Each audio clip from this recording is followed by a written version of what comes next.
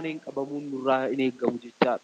Ijoollee Waaqayyoo ergaan isinii dabarsuu barbaadu amma namichi kun ani waaqadhaa jedhe miti kan inni wal falmaa jiru hanga har'aatti warroota amantaa Pirotestaantii fa'a.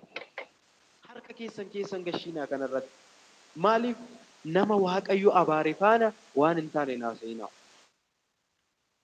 Yoo isa bira deemtan Kiristoos waaqa akka ta'e ati nama akka koo qofadha. Kiristoos waaqa waaqotaa, gooftaa gooftotaa, mootii moototaati jedhaafi dhugaa bahaa malee waan taane keessa wajjin hin galiinaa jechaadha. Kanaafiyyuu maatiiwwan Waaqayyoo wantoota akkanaa kanarraa fagaachuudha. Kun irra caalaa wangeela beekuu wallaaluudhaan jechaadha. Wangeela beekuu wallaaluudhaan namoonni baay'een badaniiru jechaadha. Namoonni hedduun dhabamaniiru jechaadha. Hubadhaa. Akkamitti namni sammuu isaa kanaan Waaqayyo sammuu kana kan nuuf kenne koo waan gaarii yaadnee sammuu nagaa kanaan akka Waaqayyoon galateeffannu. Sammuutiin galata ittiin Waaqayyo galateeffannu kana galata qulqulluu yaadnee wantoota yaraarraa fagaannee akka Waaqayyoof adda baanuudha kan nuuf kenne. Waaqayyo anatti amanaa. Kan anatti amanee hin kufu. Kan anatti amane jireenya bara baraa argata. Waaqayyo jedhu faana akkamitti of qixxeessa. Waaqayyo dirree qaraanii irratti fannifamee fannoo isaatiin ijoollee Addaam hundaaf beenyaa guddaa kaffalee wajjin namni akkamitti of qixxeessa. Maatiiwwan Waaqayyo abboonni keenya gadaama keessa jiran. Gadaama keessa miti. Abboonni bara kanaa jechaadha manneen amantaa keessatti manneenuma amantaa amma arginu kana keessatti barnoota barsiisuuf illee dhugaan isiniin jedhaa kasoominni isaan qaban dursa walii kennuudhaan ani hin beeku isaantu beeka waliin jechuudhaan dursa waliif kennuudhaan kasoomina guddaa mul'isu jechaadha. Abboonni gadaamii keessa jiraatanoo osoo qulqullummaa illee qabanii halkanii guyyaa hirriiba gaarii guyyaa tokko hirriiba gaarii illee yoo bulan akkaman hirriiba gaarii bule akkaman rafee bule jedhanii dhagaa baatanii yaa Waaqayyo dhiifama naa godheedhaan Waaqayyoon kan dhiifama gaafatanidha. Osoo maan godhe waan rafaniif qofa jechaadha. Maafan hin qoramne maaf qormaanni natti hin dhufne jedhanii jechaadha. Hubadhaa kasoominni hanga kanaatti. Namni tokko ka'ee har'a ani Waaqayyoodha yeroo jedhu baay'ee tokko namatti ulfaata.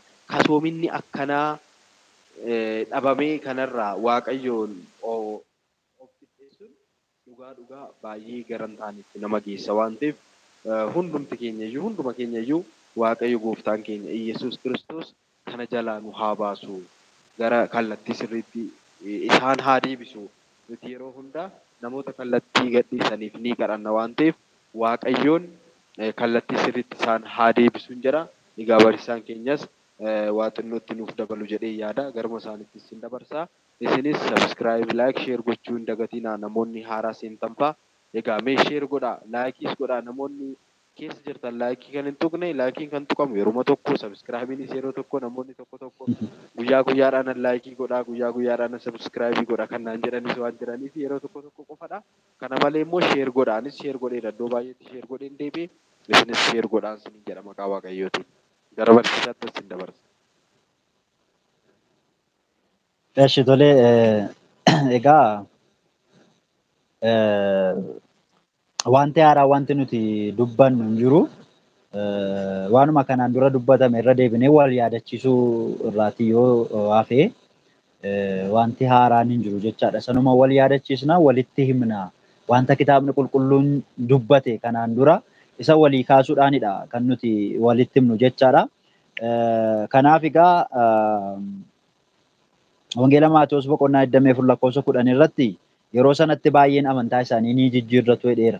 Yeroo sanatti baay'een isaanii amantaa isaanii ni jijjiirratu kan jedhame ammas baay'ee isaanii obbolooti keenya hedduun nu biraati kan deeman amantaa isaanii kan jijjiirratan ni jiru. Kan immoo amantaa isaanii irratti cichanii jabaatanii dhaabbatanis immoo utuma raajonni sobduun kun baay'atanii utuma isaanitti deddeebi'anii hojii barsiisaa sobaa kan ta'e utuu barsiisanii kan jabaatanii dhaabbatanis hedduun isaanii ni jiru jechaadha. Kanaaf waa'ee jara kanaaf qulqulluun duraan dursee akka dubbate maal jedha qulqulluun abbaan keenya Phaawulos mucaasaa hafuuraa kan ta'e Ximootiyoosiidhaaf ergaa isaa gaafa barreessu Ximootiyoos isa jalqabaa yookiin Ximootiyoos tokkoffaa Ximootiyoos isa jalqabaa boqonnaa 4 lakkoofsa tokko gubbaa irratti jechaadha kan inni dubbateetiin